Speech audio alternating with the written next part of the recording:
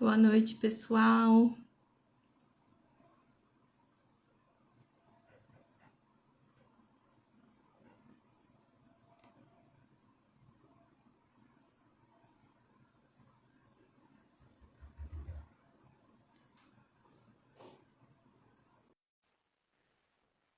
Tentando conectar agora o Dr. Rodrigo, que vai estar com a gente hoje na nossa live. Nossa live hoje da Semear vai ser sobre cirurgias reprodutivas. A gente recebeu algumas perguntinhas, vamos falar sobre o tema, vamos responder essas perguntas e vocês podem ir enviando suas dúvidas também aqui para a gente poder comentar.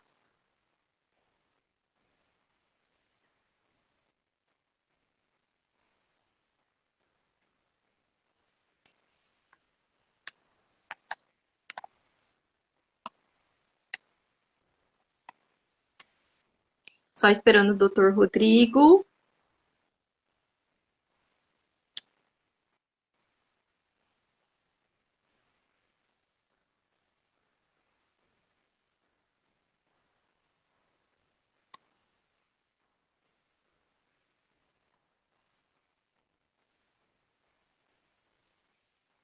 Ai,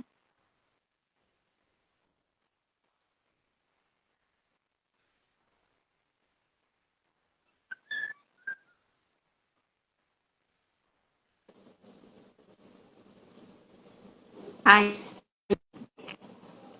tudo bem? Boa noite. Oi, Laís, boa noite, tudo bem? Como é que vai? Tudo certo. Que bom que deu tudo certo hoje, né? Graças a Deus funcionou aqui bonitinho. Então, acho que a gente já pode começar, né? Eu acho que sim, né, pra gente respeitar o horário aí, acho legal. Se você quiser falar um pouquinho aí das lives da CMA, como é que funciona, fica à vontade. Uhum. Então, é, gente, hoje, como eu estava falando, o tema que a gente escolheu foi sobre cirurgias reprodutivas. Acho que é um tema diferente, né? Que não foi muito falado aqui nas lives. E hoje, então, assim, para quem não me conhece, eu sou médica aqui do Corpo Clínico Interno aqui da Semear. E a gente está aqui com o Dr. Rodrigo, que é nosso médico parceiro também, em Uberlândia, né? Uberlândia, aham. E tem bastante experiência também nessa área de cirúrgica. E vai estar aqui com a gente para a gente esclarecer um pouco do que a gente vê sobre o tema no dia a dia, das dúvidas que enviaram para a gente, e que vocês podem também enviar durante a live. Legal, assim, a decisão por esse tema, né, Laís, foi para a gente poder falar um pouco mais desse mundo aí, né, das cirurgias que envolvem qualquer coisa que pode estar relacionada com a possibilidade de engravidar, tanto para ajudar quanto às vezes para atrapalhar, né? Então a gente tem que tomar bastante cuidado com esse tipo de situação. E a gente viu aí, né, pelas perguntas que o pessoal já mandou ao longo desses dias, que as dúvidas são muito pertinentes, assim, né? Tem muita dúvida sobre isso. Eu acho que é um tema muito interessante. O pessoal vai gostar bastante. Então, convido a todos aí que estiverem participando da live para mandar as dúvidas. O pessoal vai estar mostrando aqui para a gente ir conversando diretamente. E além disso, né, a gente já tem as dúvidas que já foram enviadas, que são muito legais, e eu acho que a gente pode dar andamento nessa parte aí, já respondendo as dúvidas do pessoal, né, Laís? O que você acha? Sim, pode ser. A gente recebeu temas variados aqui e a gente vai pincelar cada tema, né? Em relação Uhum. às cirurgias. Então, sobre as cirurgias reprodutivas, né? Envolve não só a parte do ovário, mas também do útero, das trompas, né? De toda a região pélvica ali que envolve esses órgãos reprodutivos.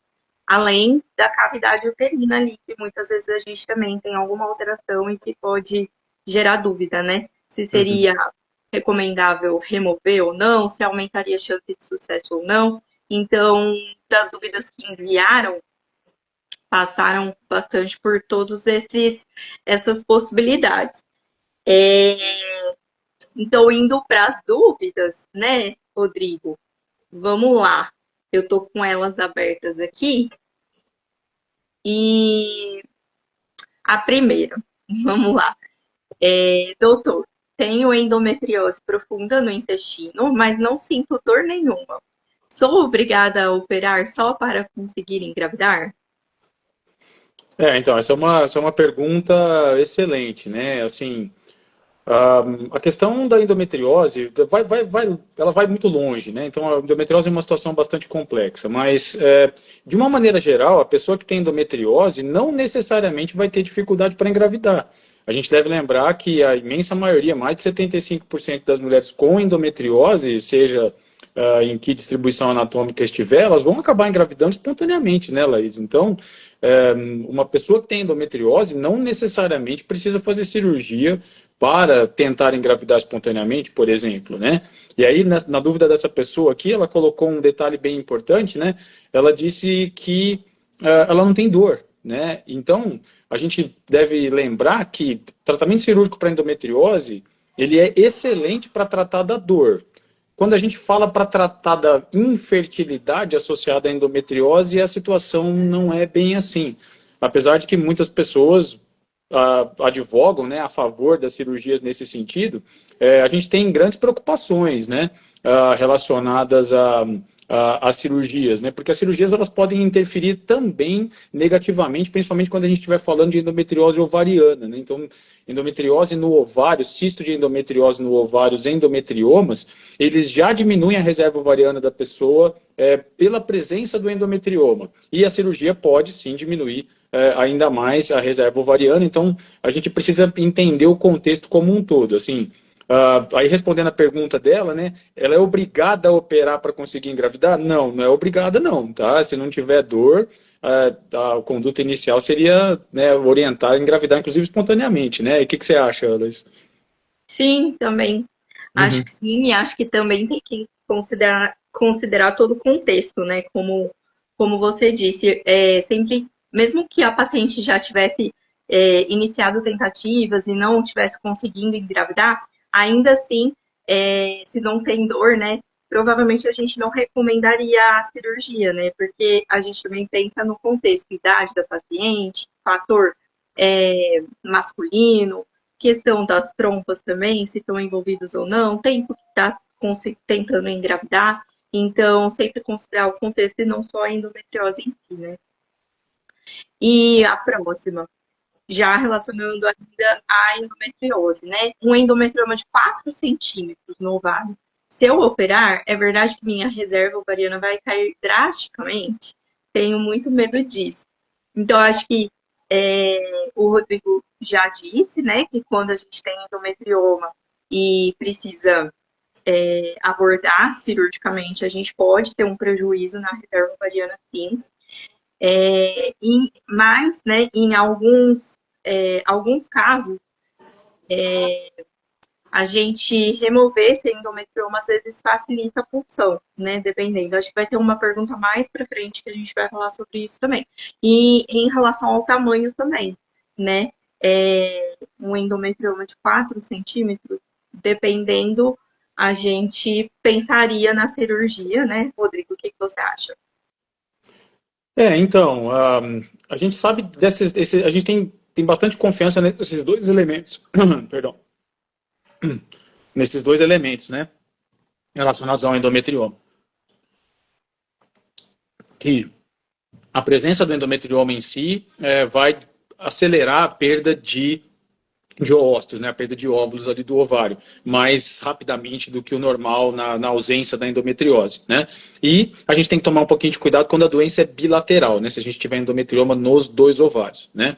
E a gente também tem bastante dados, né, mostrando que a cirurgia, a depender da maneira como ela é feita, né, ela pode sim diminuir a reserva ovariana da pessoa. Acho que, né, a mulher que perguntou aqui, né, a pessoa que perguntou aqui, será que vai cair drasticamente? Não é isso que acontece na regra se você estiver operando com um cirurgião experiente que sabe tomar a conduta necessária com o ovário. Então, cair drasticamente não costuma ser algo muito frequente, mas diminui a reserva ovariana. E é da nossa rotina, né, oferecer preservação de fertilidade para todas as mulheres que vão fazer cirurgia de endometriose, né, inicialmente, para aquelas que têm endometriose ovariana principalmente e muito mais, de uma maneira muito mais evidente, naquelas que têm endometriose ovariana bilateral. Então, acho que diminuir drasticamente não costuma ser o caso, mas é um assunto sério. Então, essa situação precisa ser discutida com carinho, né? E em situações ideais a gente pensar em preservação de fertilidade ou congelamento de óvulos ou de embriões antes da cirurgia seria o caminho sempre mais seguro aí nesse sentido, né? Então, e isso já é um gancho ali para a terceira pergunta, que é o que seria melhor fazer primeiro, a cirurgia de endometriose ou o congelamento de óvulos? Seria o congelamento, né, para a gente É. tentar aproveitar a reserva ao máximo possível, né? Porque depois da cirurgia a gente não sabe como vai ficar a reserva. Às vezes não reduza drasticamente, mas a gente não sabe, né? Existe esse risco, né? Já operei a endometriose há Ah, 3. Laís, deixa eu só te interromper. Parece que teve uma pessoa que está na live que fez uma pergunta de tuba, né? Ah, sim. Se existe cirurgia para desobstruir a trompa, quando é indicada e como funciona? É. E aí, o que Acho que que você a, acha? acho que a segunda pergunta foge um pouco do tema, né? É, é. A cirurgia para desobstrução a gente vê muito, né? O pessoal às vezes fazer ali durante a videolaparoscopia. Mas é aquela história, a gente tem que avaliar se realmente vale a pena dentro do contexto do casal, né? Principalmente pensando na idade da paciente, em como estava esse aspecto da trompa também, acho que é importante, porque também não adianta fazer a desobstrução e de repente aumentar o risco de ter uma ectópica, né? Então, acho que tem que levar tudo isso em consideração. O que você acha, Rodrigo? Então, assim, o que as pessoas às vezes não se atentam, né, é que essas tentativas de reconstrução das tubas, elas já são feitas há muito tempo, né? Então, esse é um tipo de tratamento que é muito antigo, né? O pessoal fala muito disso, mas né, eu costumo brincar que cirurgia de tubo é mais velho que andar para frente. Então, se a gente tivesse hoje em dia um resultado muito bom com cirurgia de tuba, isso já estaria muito evidente nos dados que a gente tem ao longo dos anos, entendeu? Então, é algo que a gente precisa prestar um pouco de atenção. O fato é, né, que hoje eu colocaria talvez a cirurgia das tubas, né, como uma medida de exceção, tá? Exatamente naquilo que você estava falando, assim, a depender do contexto do casal. Existem casais, por exemplo, que, do ponto de vista, às vezes, até religioso, né, não querem fazer FIV, Sim. não têm interesse de fazer FIV. Uhum. Essa é uma alternativa se a gente faz um diagnóstico de uma tuba obstruída, né? Sim. Então não é impossível de fazer isso, não. Só que no contexto atual, apesar de eu trabalhar com cirurgia, né, assim, a gente tem que pensar no paciente, a gente não tem que pensar na cirurgia em si. Uh, É muito mais vantajoso, na maioria das vezes, a gente utilizar os tratamentos de reprodução assistida para ajudar o casal a engravidar do que ficar confiando numa potencial cirurgia. Então, eu acho que é possível de fazer em casos bem selecionados, como uma medida de exceção, e lembrando que essa cirurgia não está ausente de riscos no sentido de voltar a obstruir a tuba, as taxas de recidiva são muito altas, né? Bem altas mesmo, e o risco de gravidez ectópica nesse grupo de pacientes é muito mais alto do que da média, né? Então, Uhum. precisa entender as consequências de tentar fazer cirurgia das tubas, né? Então, e de preferência, né? Atualmente, hoje, com as plataformas robóticas, né, a gente tem uma quantidade, uma condição de fazer uma cirurgia com uma precisão das suturas maior. Só que eu não vejo muito futuro nesse tipo de situação, não. Eu acho que corrigir as tubas é realmente uma situação de exceção e deve ser considerado com carinho. Na maioria das vezes, a FIV é um caminho mais interessante e não só isso, né? Lembrando que tubas dilatadas, né, atrapalham tanto a gravidez natural quanto a taxa de implantação dentro da reprodução assistida, e uma boa parte dessas tubas vai precisar ser removida antes da transferência, né? Então é meio que ao contrário, assim, as tubas doentes, infelizmente, a gente tem pouca condição de recuperar. Acho que você falou tudo que condiz mesmo. Outra pergunta. Já operei de endometriose há 3 anos e ela voltou. Preciso passar por tudo de novo antes de tentar a FIV? Depende para que operou, né? Porque se for mesmo para aumentar a fertilidade ou não, já estaria indicado ir para FIV, né? Se não estaria engravidando até agora. Mas para melhorar as taxas de FIV, a gente também sabe que não é necessário, né? Não aumentaria a taxa de sucesso da FIV. E a questão do quanto sintomática a paciente é e o quanto isso atrapalha a qualidade de vida dela, mas pensando em uma gestação próxima, né? Não pensaria na cirurgia e sim ir direto para a filha. O que você acha, Rodrigo? Eu acho que tem um conceito que a gente pode falar um pouco antes aqui, né? Ela falou que a endometriose dela voltou, né? Então, Aham, endometriose voltar é um conceito meio estranho para mim, sabe? Assim, eu não consigo aceitar muito bem essa história de endometriose voltar. Na minha concepção, né, e na concepção de muitas pessoas, né, endometriose é uma doença congênita. A maior parte do volume da doença de endometriose que a pessoa tem, ela já vai nascer com ela, e ele vai ganhar um certo volume na adolescência, e ele não vai modificar muito ao longo do tempo, salvo os endometriomas, né? Os cistos de endometriose do ovário podem sim aumentar de tamanho e podem diminuir de tamanho também. E agora, endometriose voltar não costuma ser o caso. O que a gente tem na maioria das vezes são cirurgias incompletas, né? Cirurgias que deixaram lesões. E isso é bastante comum. Ou por dificuldade técnica da cirurgia, ou de propósito, porque às vezes tem algumas lesões de endometriose que você tentar tirar a lesão vai causar mais dano para o paciente do que manter a lesão lá, né? Então, se você tiver que remover um ureter, por exemplo, ou passar por cima de um nervo importante da pelve, às vezes a tentativa de remover é pior, então você deixa lesão no paciente de propósito. Então, a maioria é doença residual, não é doença que veio de novo, né? Os endometriomas podem aparecer porque essas células ficam lá microscópicas, né, dentro do ovário, e você pode ter um cisto de endometriose de novo depois. Mas respondendo, né, a pergunta dela especificamente, eu vou na sua direção também. Eu acho que não. Né? O paciente não tem indicação de remoção de endometriose para fazer FIV. A remoção da endometriose não necessariamente melhora as condições ou as taxas de resultado que a gente vai ter com a reprodução assistida. Então, para potencializar a fertilidade, a gente não indica cirurgia, não. Se o paciente tem dor, aí a gente precisa pensar no paciente como um todo e avaliar. Se tiver dor, ela pode precisar de uma nova cirurgia, sim. Agora, para FIV, não. sim. A próxima. Se a cirurgia de endometriose aumenta as chances dela engravidar naturalmente ou se acabaria indo para precisando ir para a FIV de qualquer jeito. Então, aí a gente volta nesse conceito que a gente estava conversando, né, Laís? Assim, se eu entendi a pergunta dela, né?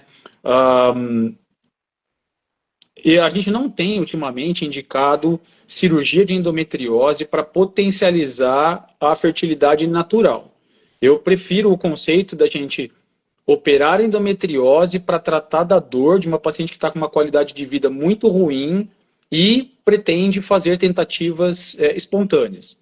Então, eu acho que esse cenário é um cenário interessante. Uma paciente jovem, que tem muita dor por causa de endometriose, e ela não quer ou não gostaria de ir para FIV direto. Mas eu diria que a chance maior dela engravidar é com FIV.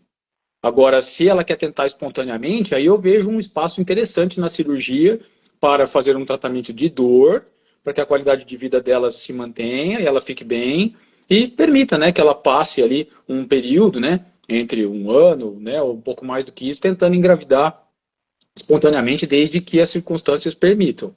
Então, não consigo entender hoje em dia fazer cirurgia de endometriose para potencializar o resultado da FIV. Apesar de que a Sim, gente vai ter opiniões em contrário por aí, né? Mas sim. não é o que a gente vê na prática, né? Se a gente olhar com frieza, né, para os dados científicos, a cirurgia é um excelente tratamento para dor, não necessariamente para otimizar a FIV. Sim, acho que ficou claro essa parte. Meu médico disse que os ovários estão presos por causa da endometriose, né? deve ser em relação a aderências, né? A cirurgia para soltar ajuda na captação? É, Ajudar, ajuda, né? é, Porque os ovários ficariam mais fáceis de serem acessados ali na hora da captação dos óvulos. Mas, ao mesmo tempo, poderia prejudicar a reserva ovariana, né? Então, normalmente, a gente acaba não indicando a cirurgia antes, certo? eu concordo, mas assim, eu acho que depende de onde que ele ficou aderido, né? Porque a gente também tem dificuldade na captação daqueles ovários muito soltos, né? Às vezes a gente fica com Sim, dificuldade, o ovário está muito livre, ele samba para um lado, samba do outro, é difícil de captar, né? é E aí, verdade. a depender da onde ele estiver aderido, né? Pode ser que não atrapalhe a captação, né? E quando eu faço exames, né, para outros colegas, por exemplo, eu coloco essa informação bem clara, né? Se a paciente já está num processo de eventualmente precisar de FIV, se o ovário estiver num posicionamento muito inadequado, eu já coloco que aquele ovário, ou direito ou esquerdo, vai ter dificuldade da captação. Então, só se a gente tiver, às vezes, alguns endometriomas, a depender de como ele ficar, né, no ângulo com a vagina, às vezes a gente transfixar o endometrioma na hora da captação não costuma ser uma boa ideia, né, tanto pela diminuição da quantidade de ósseo que a gente vai acabar recuperando, né, quanto de potenciais riscos de infecção que a gente pode ter dentro desse cenário. Então, é muito peculiar, né? A situação do paciente que precisa de cirurgia antes da captação é uma fraçãozinha pequena. Algumas vão precisar, sim, mas eu concordo plenamente contigo, sim. De uma maneira geral, a gente não indica cirurgia só para tirar alguma aderência ou outra que tem ali, porque não impede a captação na maioria das vezes, né? Certo. Agora, vamos sair um pouquinho do tema endometriose, que até agora foi Uhum. só isso, né, que a Só gente só isso, né? discutiu. Não E teve a tuba vamos. também, teve a tuba também. É, daqui a pouco vai ter outra de trompa também. Mas vamos lá. Vamos falar sobre miomas. Então, um mioma intramural, né, pessoal? Intramural é quando tá ali na parede do útero, de 3 centímetros, que não deforma a cavidade, então ele não tem contato com o endométrio. Preciso tirar ou posso transferir o embrião assim mesmo? Que você recomenda geralmente, Eu Laís? transferiria.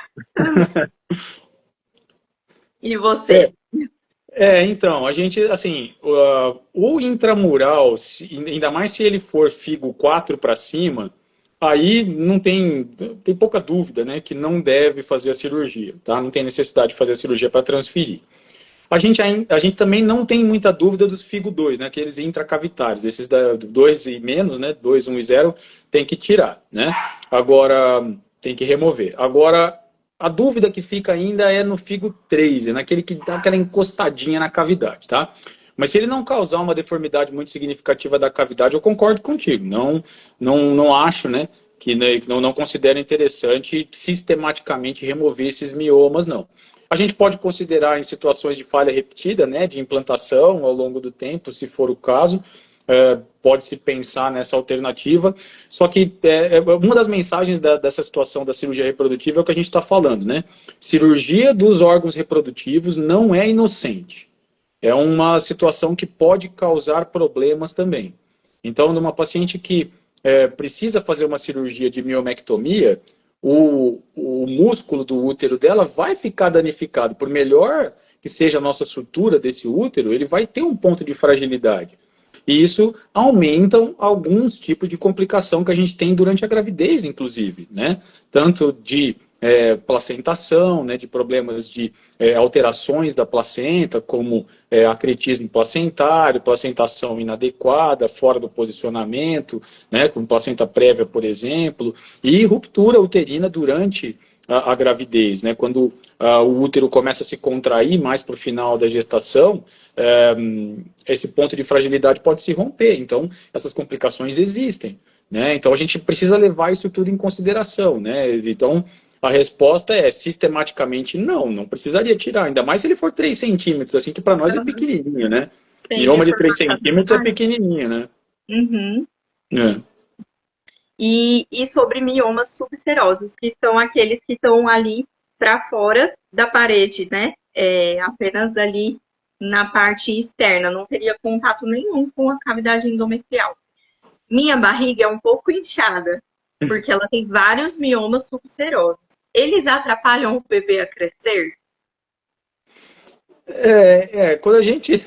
É difícil essa pergunta, viu? Assim, de uma maneira geral, não, né? Mas quando a gente olha para esses úteros que têm essas alterações, se a gente for pensar na incidência, né, de fetos aí pequenos para a idade gestacional, de trabalho de parto prematuro, esses riscos obstétricos, né, durante a gravidez, eles aumentam um pouquinho, né? O ideal é que a gente não tivesse mioma, né?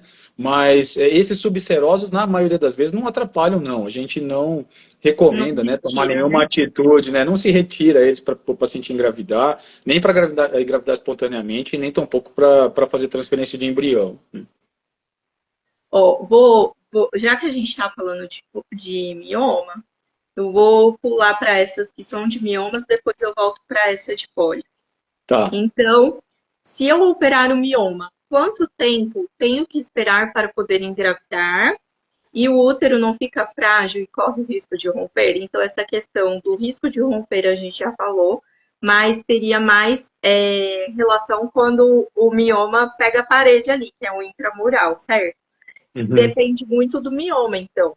Se for um submucoso, que a gente retira esse mioma por via vaginal, por via de histeroscopia, que é aquela abordagem que entra com a câmerazinha por dentro do útero para remover, normalmente a gente já transfere logo em seguida, né? No mês seguinte, se tudo ok. Mas se for esse que realmente tem um risco maior de ficar frágil, né? E poder romper, e principalmente que seja esse intramural que pega a parede ali do útero, normalmente a gente costuma recomendar uns 6 meses, né? Até transferir. O que você recomenda, Rodrigo? Então, eu concordo plenamente, tá? Assim, mioma intracavitário, né? Qualquer um ali, figo 0 a 2, que é retirado por endoscopia, né? Por histeroscopia, ciclo seguinte, se o endométrio estiver bonito, pode transferir, não tem problema nenhum, né? Agora, as remoções dos miomas que tem um componente intramural muito grande, que são feitas via laparoscopia ou robótica, né? A gente, ainda na literatura, não tem um tempo Exato. definido exato, assim, Uhum. então é difícil de discutir assim exatamente esse tempo. A maioria de nós acaba orientando um período de 3 a 6 meses, né? Então, existem outros lugares que são bem conservadores, vocês, né, orientam a esperar um ano, mas a maioria das nossas pacientes, elas estão numa situação um tanto quanto complicada, né? Já vem tentando De engravidar há bastante tempo, né? tempo, já tem mais idade, né? E Idade. o risco Uhum. não aumenta muito depois de 6 meses, não. Então, 6 meses é meio consensual, assim, a depender das É, circunstâncias, né? E do tipo da cirurgia, como foi o resultado da cirurgia e tudo. Se for muito urgente, daria para liberar com 4 meses. Eu não vejo grandes problemas. Mas 6 meses seria uma média, né? Eu acho que 6 meses seria interessante. certo. Quem tem muitos miomas pequenos espalhados pelo útero tem solução cirúrgica ou é melhor não mexer? Você pode falar melhor sobre isso do que eu. Acho que a grande dúvida seria, de repente, ter uma hemorragia, né? E ter que partir para uma esterectomia ali no meio da cirurgia. Eu entendi que foi essa a dúvida da Talvez. pessoa entre resolver cirurgicamente ou melhor não mexer, né?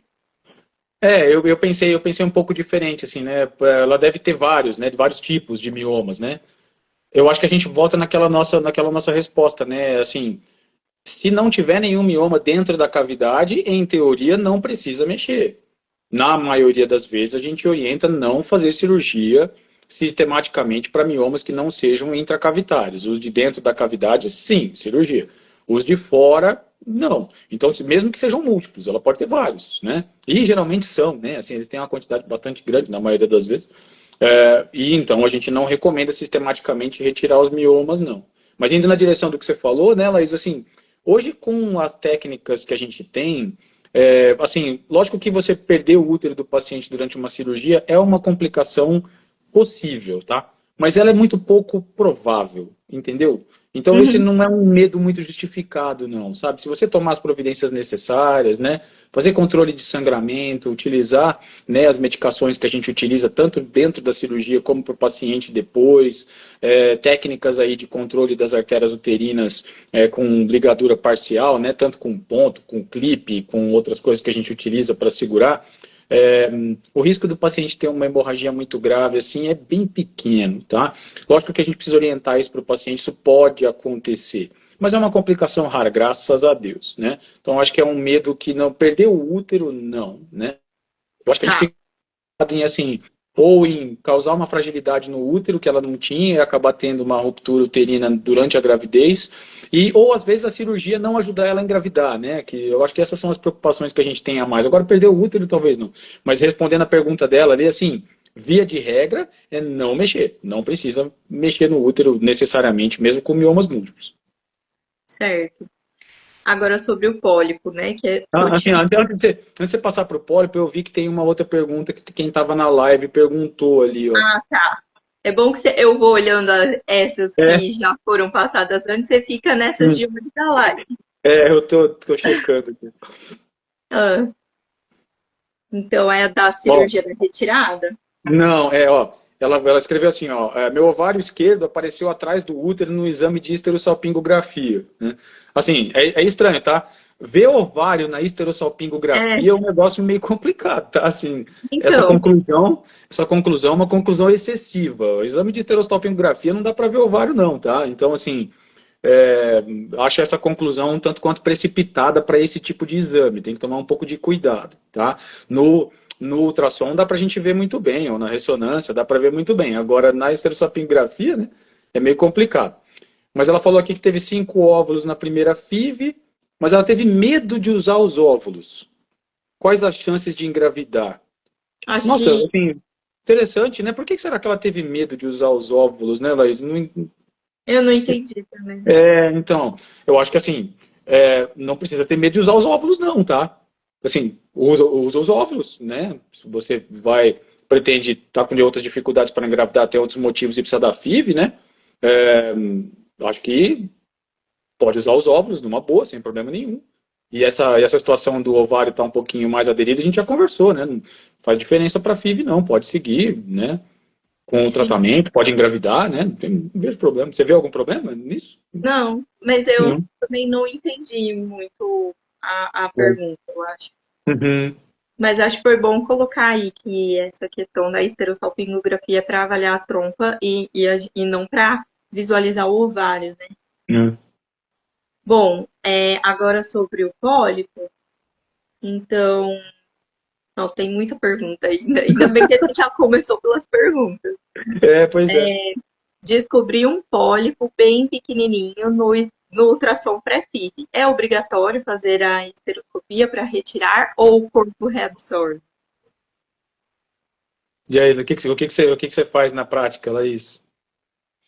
Olha, eu tenho uma tendência a recomendar a esteroscopia, tá? Eu sei que não são todos os médicos, principalmente se for muito pequenininho, mas eu geralmente acabo recomendando. E você?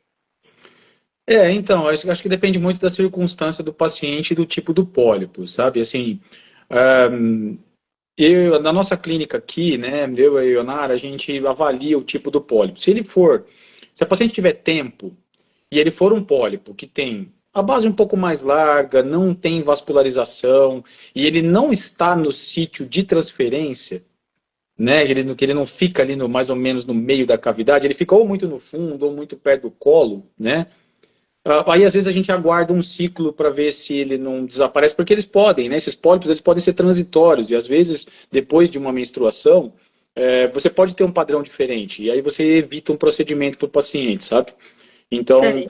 mas ela tem que estar, a paciente tem que estar com tempo, né? Ela tem que estar tranquila, não tem que estar com pressa para fazer a transferência, né? Agora, a gente deve entender, né? Que se tiver pólipo mesmo bem em evidência, se a gente fizer o exame de ultrassom ou uma esterosonografia, né? Que a gente coloca um pouquinho de soro dentro da cavidade e verifica que tem pólipo mesmo, a gente tem uma tendência bem forte de indicar esteroscopia, né? Sim. Até porque a gente tem também, né, essas nossas observações, né, a respeito da própria manipulação da cavidade com a esteroscopia ou com dilatação com balão, né, que acabam melhorando um pouco a condição do endométrio nos ciclos subsequentes, né, na sequência. E então eu sou bem liberal, né, para a Eu, esteroscopia, do jeito que você falou. Eu também sou, tá? Eu sou bem liberal para a esteroscopia, até porque a esteroscopia é um procedimento que, se feito da maneira adequada, né, para pólipo especificamente, a gente usa aqueles materiais menores, né, só com material a frio, não usa energia elétrica, né, com chances de complicação bem pequena, né. sei. Então, mas aí a gente volta naquela história, né? Esteroscopias grandes, né? Miomas grandes, tem potencial de danificar a cavidade, sim, tá? Então a gente tem que tomar muito cuidado na hora de indicar esse tipo de cirurgia, tem que tomar as providências para que a gente não tenha dano, né, da parte interna do útero e nem aderência, tá? Acho que até mais pra frente tem algo. Eu acho que eu também lembro de terem perguntado algo do tipo. Sobre isso, né? É. Agora falando sobre hidrosalpinge, que seria o líquido na trompa, né? É verdade que ele é tóxico e pode prejudicar o embrião, matar o embrião se eu não retirar? Sim, né? Isso acho que a gente bate bastante nessa tecla, principalmente aqui na CMA, que a hidrosalpinge diminui as chances de sucesso.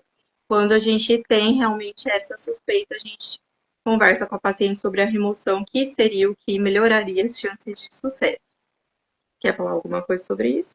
Eu quero. Eu acho que assim, a gente tem que a gente tem que tomar bastante cuidado com o jeito que a gente fala as coisas, né? Então essa pessoa apresentou uma teoria, né? Essa história dele ser tóxico, isso é uma teoria, né? E fato é uma coisa, teoria é outra, né?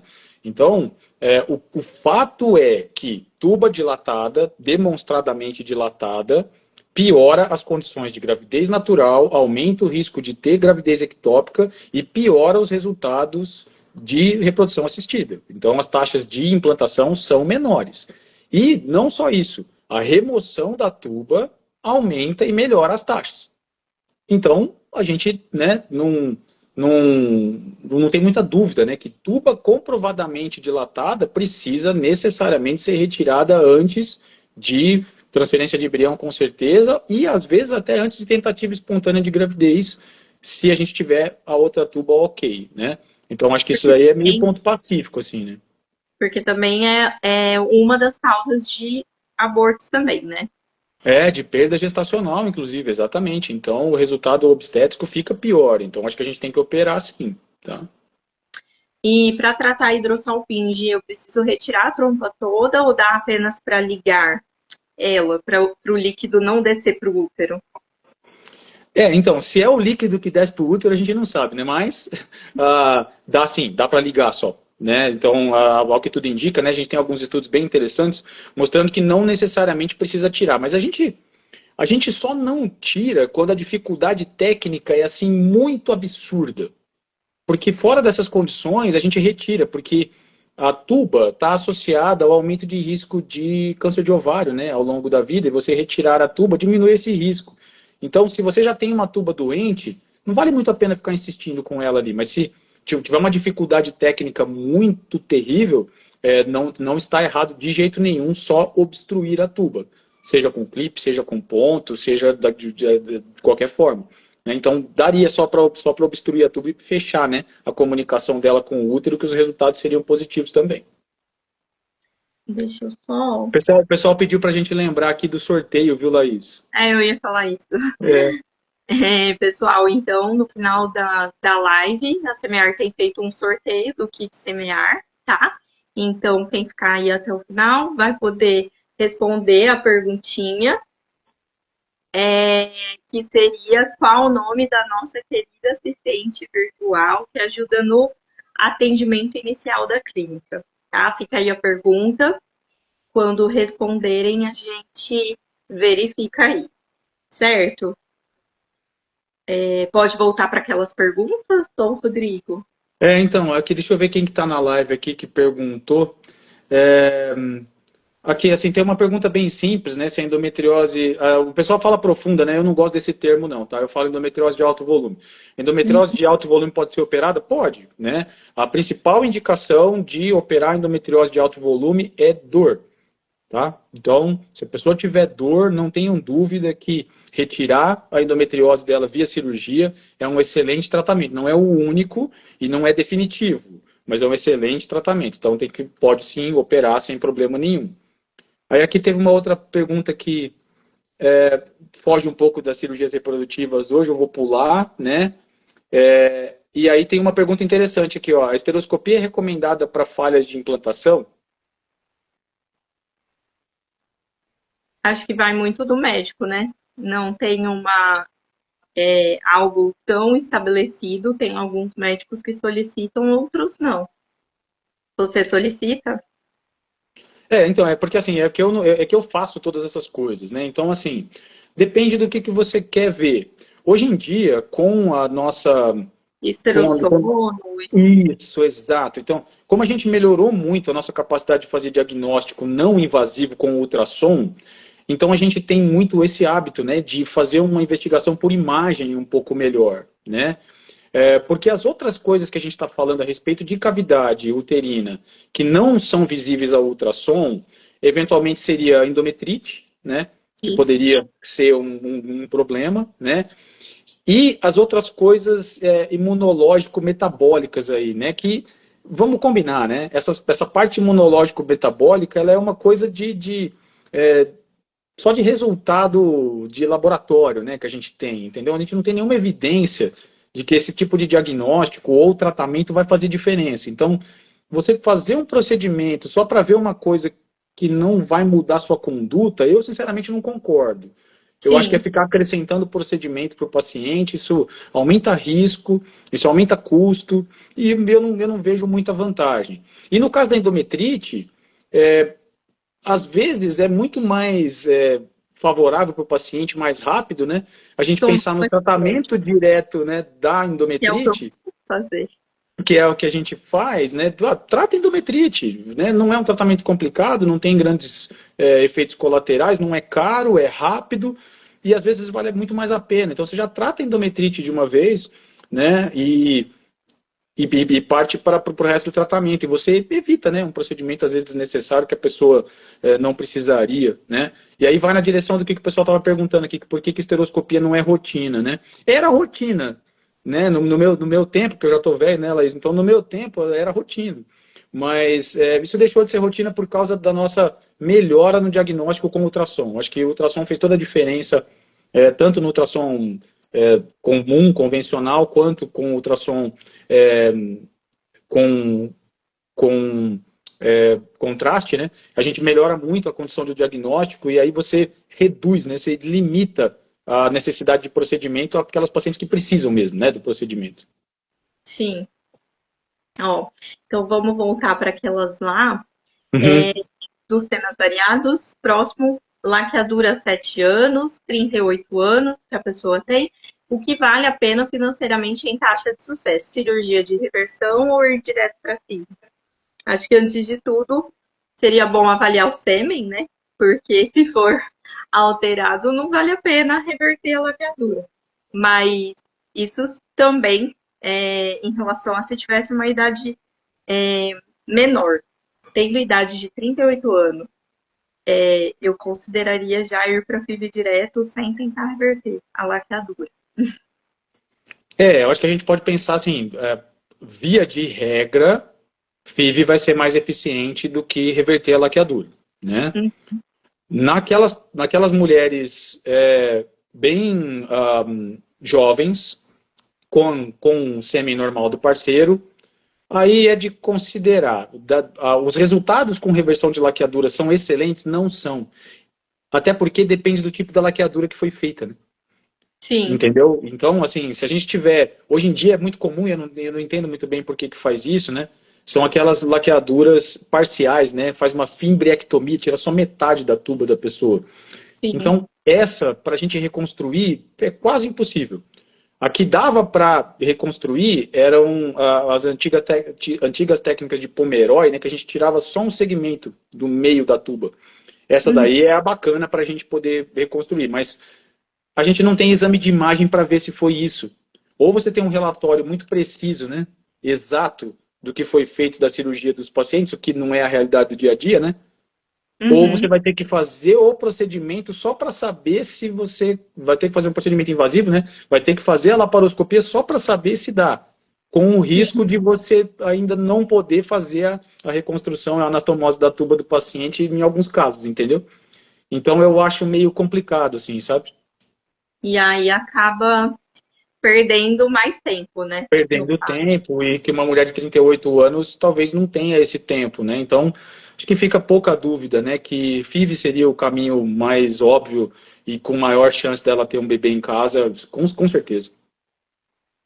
Certo. Nossa, tem mais dúvidas aqui. Eu não sei se vai dar tempo de falar sobre tudo. É, Mas, vamos tentar. Você viu que o tema foi bom, né, Laís? Você viu que pelo menos isso a gente sabe, né? Acertamos na escolha e foi muito legal. pois é. Ó, só tentando acelerar mais um pouquinho aí, que a gente tem 10 minutinhos. E tenho medo de retirar as trompas e isso afetar a circulação de sangue para os meus ovários e antecipar a menopausa. Isso acontece? É, eu posso dizer que toda cirurgia pélvica pode interferir um pouco no ovário, tá? A gente tem alguns estudos mostrando, né, que o AMH dos pacientes flutua, mesmo que você não tenha cirurgia ovariana direta, tá? Atualmente, né, com a técnica minimamente invasiva, você, tomando o cuidado necessário, o risco de acabar antecipando a menopausa é muito pequeno. Muito, muito pequeno. Eu acho que a gente entra naquela história, né, de perder o útero com miomectomia e tal, são coisas muito raras. Então, uma pessoa entrar na menopausa, né, por causa de uma cirurgia simples de salpingectomia, de remoção da tuba, é muito difícil. Muito Sim. difícil. Não acho impossível, não. Então, não é. Apesar disso poder existir, acho que vai ser muito pouco impactante. Então, geralmente não entra na menopausa antes do tempo, não. Tenho útero septado e já ouvi opiniões diferentes. Alguns médicos dizem para operar, outros dizem que não precisa. Qual é a conduta da CMA?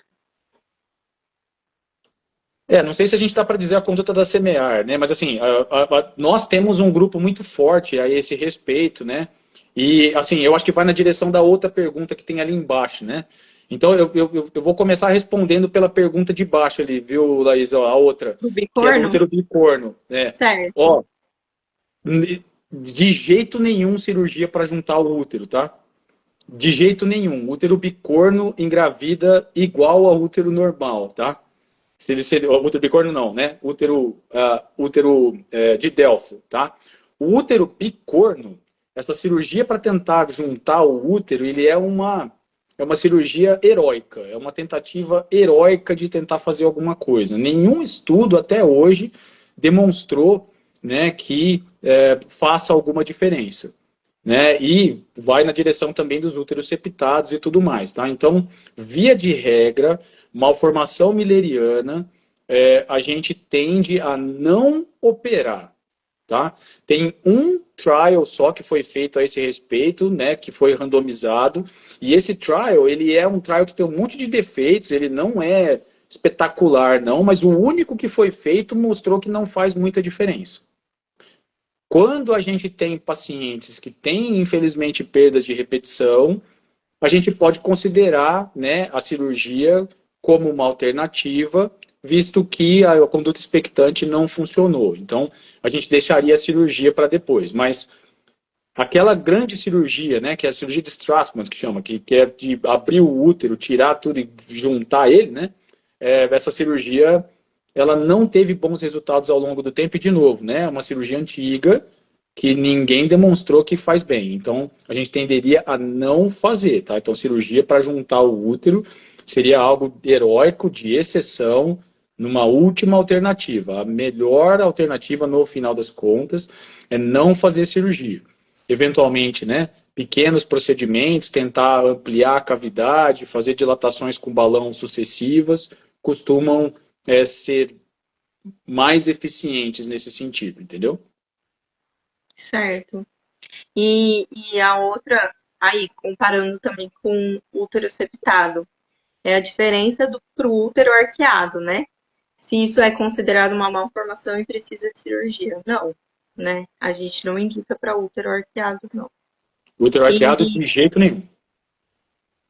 e aqui, aquela sobre se a esteroscopia cirúrgica para retirar o septo pode deixar cicatriz, e a pessoa tem se a pessoa teria risco de aderências depois, que é o que a gente falou inicialmente, né? Que essas cirurgias maiores, por mais que seja por esteroscopia, podem causar esse risco, que é o que a gente chama de sinéquias, né? Que algumas pacientes têm e que depois a gente tem que tentar lidar com elas para poder transferir o embrião, Então certo? esse risco existe sim, tá? Então tem que tomar bastante cuidado, usar pouca energia.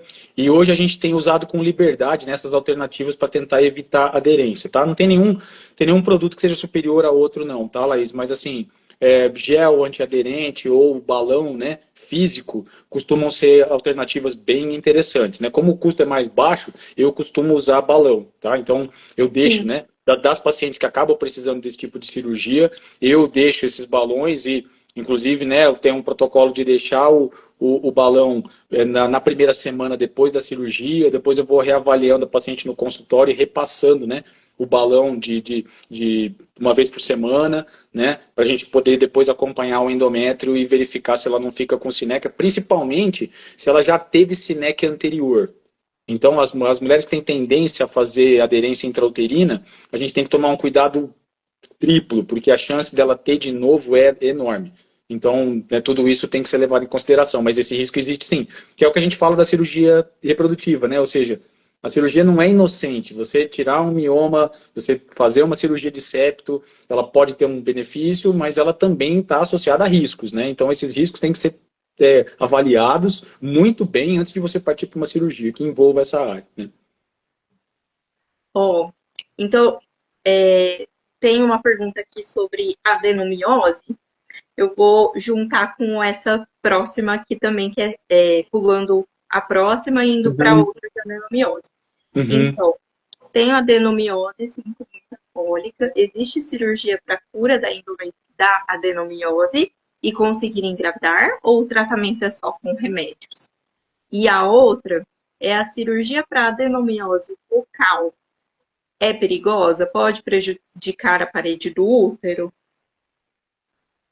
Então, assim, a cirurgia para adenomiose, quando a gente tem adenomiose focal, né, o adenomioma, dá para operar sim. Só que ele funciona do mesmo jeito dos miomas. A gente tem que ver a correlação dessa adenomiose com a cavidade. Entendeu? Então, se tem correlação direta com a cavidade, dá para fazer cirurgia, sim. É possível de operar o adenomioma com mais ou menos os mesmos riscos que a gente tem do mioma, né? Com risco de alteração de placentação, problemas de ruptura uterina e etc, né? Só que a gente deve lembrar que, tecnicamente falando, cirurgia de adenomiose é muito mais difícil do que mioma. Cirurgia de mioma já é difícil tecnicamente, então a pessoa tem que ter bastante experiência. Agora, a de adenomioma tem que ter mais ainda, né? Porque a divisão do plano ali no útero, ela é praticamente inexistente. Então você tem que fazer um planejamento com ultrassom pré-operatório muito bem feito, né? Inclusive o ultrassom intraoperatório para a gente ver, né? O que precisa ainda remover mais do útero. Então não é uma coisa simplória, não. Dá para fazer. Agora, tratamento de adenomiose para melhorar o sintoma, ele é bem controverso, né?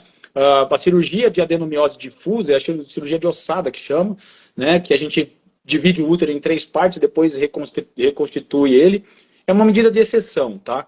A gente geralmente não orienta a fazer esse tipo de cirurgia, a não ser que seja, de novo, né, aquelas medidas heróicas para tentar salvar algum útero que já estava em condições muito ruins. Então, geralmente, não se faz cirurgia para isso, não. Né? O ideal seria que a pessoa engravidasse o mais rápido possível, né? É. Eu acho que agora eu vou falar só a última pergunta que eu acho interessante aqui. O Aham, restante eu acho que já é meio mais do mesmo, né?